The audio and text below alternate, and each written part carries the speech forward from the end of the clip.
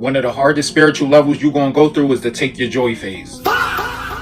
Where things just come to take your joy. Little things happen in your life, bit by bit, to take your, giving God the praise and your happiness and your peace. That is the highest level of spiritual warfare. You'll notice during your days of living on this planet, that bad things happen. It don't matter if you good people, bad things happen. And for some reason, it's little bits and pieces to make you feel either less than, or to make you feel like you questioning God or questioning existence or questioning shit, period. And it's to bring you down to a lower level so it could start to help, like make you operate from down here of thinking negative about things and thinking depressed thoughts and thinking to get you to off yourself. There is a game being played in the invisible world. There is an algorithm. One is dealing with God, one is dealing with some type of evil. But there is a battle, and it's for your attention, your faith, your joy, your happiness, your peace, your actual life. I meditate a lot, right? So my mind be very clear at times. So I get to notice every little thing. Every little thing.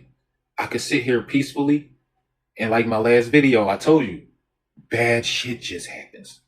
Sometimes, and it's not that I just noticed the bad things.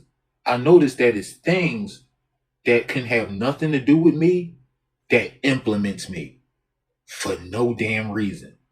It's like even when you sit still, the energy of whatever calls you to either be good or bad in a situation. And it has a lot of control. But it does take your peace. Piece by piece, if you let it. And if you notice it, that's the spiritual warfare. You got to be like, boom, when one bad thing happened, seek out the good. Prime example, the other day, I go to get a coffee. Boom, I grab my coffee. I get out the car to go get gas. Come back to the car. All of a sudden, the coffee is spilled. I accidentally spilled the coffee. Peep game. I done spent $4 on that coffee. You feel what I'm saying? So I drive down when I get my little gas. I go to Wawa, wherever. I get the big John for like $4 something. I go to the station. Boom, my card don't work in the little doohickey. My card don't work. So I'm like, yo, let me use the other machine. The dude was like, you know what, bro? Nah, I'll pay for your coffee. I got it. You good, man. Go ahead. I got the fuck up out of there. One, the devil tried to take my joy. Damn, my coffee. I go and look, boom, I get a coffee for free at the next. And you know what I did? That changed the situation that I believe. I called it out. I said, boom, when the coffee spilled, like it was Dora the Explorer. Up, the devil is up one. I wonder how this is going to be remedied. And then I'll sit there and I'll be like, but you're not taking my peace. I know what you're doing.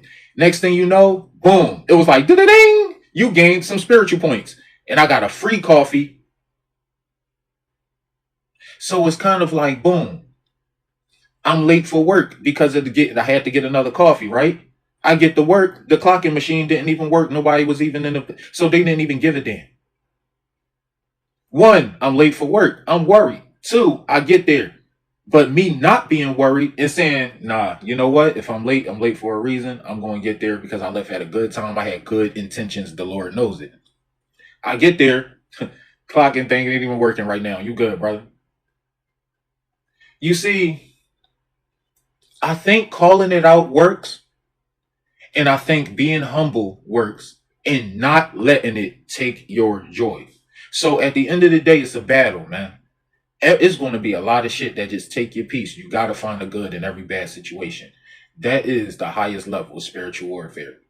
When you're able to notice that there is some good and evil thing going on. And I say it's like a 6-7 chance we can survive down here. But I no longer try to meditate to open my third eye. I know what that shit comes with.